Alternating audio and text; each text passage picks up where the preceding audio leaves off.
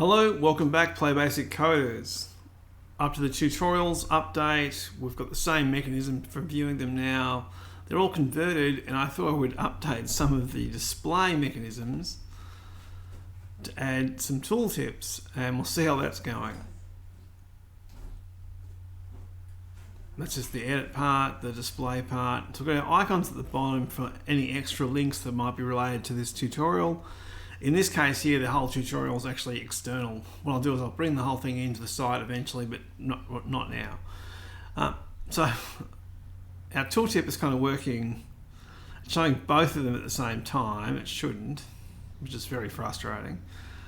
But I cannot get the right-hand side to move left.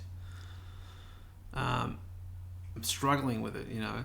Same as these icons here, getting them to stack one after the other was an ordeal. So I'm spending more time on the styling than I am on actually coding the thing, just to have a simple design. I'm very fixated on this idea of making it simple, and then as you contextually go into something, you can reveal complexity. So the style for this thing here, the tooltip is up here. Just a curiosity. It just keeps shifting off to there.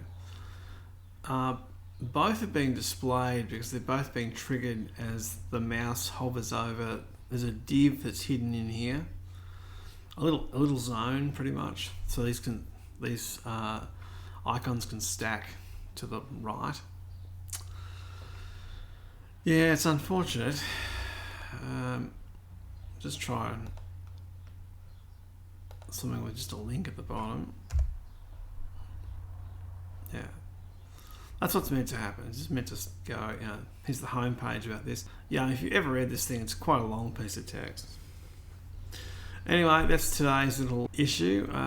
Hopefully we'll get through it today and move on to the next thing, and then try and get the main template rearranged so we can have our articles of this width, this size on the main pages.